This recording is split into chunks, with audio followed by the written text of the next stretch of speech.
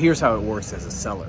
I got a call from a lady who asked me to give her a valuation for her property, and I went there and I interviewed for the job of listing her home, and we hit it off.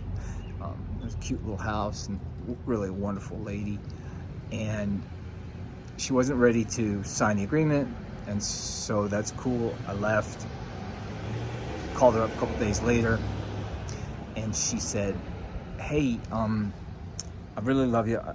You're great. I want to list with you, but I've accepted an offer on the house. I'm like, well, congratulations. I'm really happy for you. And then she said, but, would you do me a favor? I'm a little bit leery of what I'm experiencing. Would you be so kind as to take a look at the contract and walk me through it? I'm like, sure, I'm happy to. I do this kind of stuff from time to time. I'll take care of you.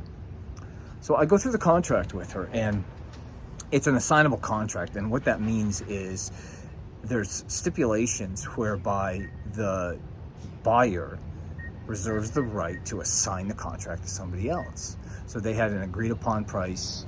So let's just say it's $250,000. And they had an extended close of escrow date, which was 90 days.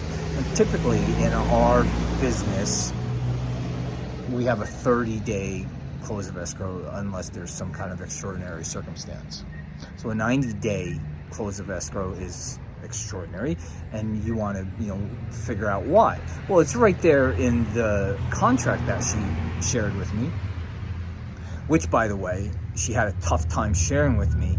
There was she tried to forward it, and there was a macro that disabled her ability to forward that contract.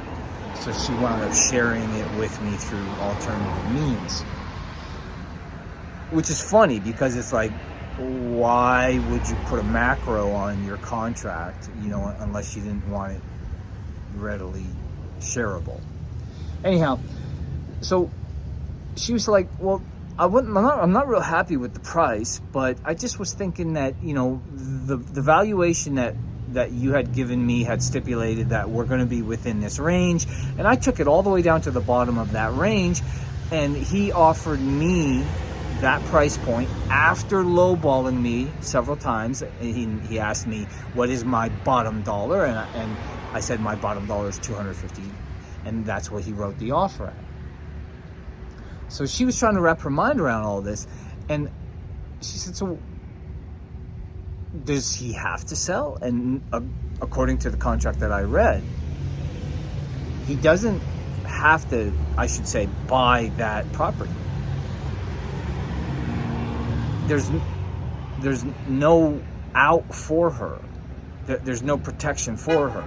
And there's no stipulation for her to recoup the earnest monies. And so basically, according to the contract that I reviewed, if that buyer could not find somebody to assign the contract to at a margin amount that matches his business model, he can just walk away from the deal and regain his earnest monies. So the lady that interviewed me for the job of listing her house can basically take her house off the market, or never actually put it on the market, for 90 days, and then find out at the end that not only did her house not sell, she didn't even get an opportunity to hold on to the earnest monies.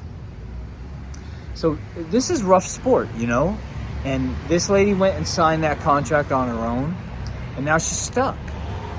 And that's just the way it is. That's the wholesale business. You got guys that, will dial for dollars. They'll bang out, dozens of these on a monthly basis. It's kind of a dirty business, it strikes me, And the reason why I say that, I had another experience with a wholesaler just the other day. He calls me up, actually a couple weeks ago, and he says, hey, are you Peter Bordeaux? Are you the agent associated with XYZ address? And I'm like, yes, I am. I said, well, I spoke with Deborah, and she told me that she canceled your contract, and so I bought the house. And I said, you did? Okay, so that's cool. Send me the agreement. And he's like, well, Deborah said that you canceled, so did you cancel? Or I said, well, Deborah's never contacted me or asked me about canceling, and so right now I don't know who you are, buddy. You haven't even told me your name. And so, you know, if you have a contract, show it to me. If you want to buy the house, hire a Tennessee agent. But right now it's under a listing agreement. And so he kind of hung up, and then he just called me back yesterday, and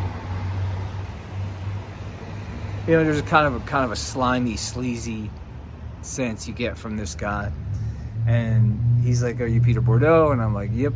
And I recognize the voice right away. And I said, look, buddy, you want to buy the house, hire an agent, have him write it up for you. But right now, it's under a listing agreement. And the seller has not requested that I cancel it. Kind of went south from there. Watch yourself. A lot of players out there in the market. They take advantage of people. Get with a good agent. If something sounds too good to be true from somebody who calls you up unsolicited, it probably is. This is how you win. Good luck. Happy selling.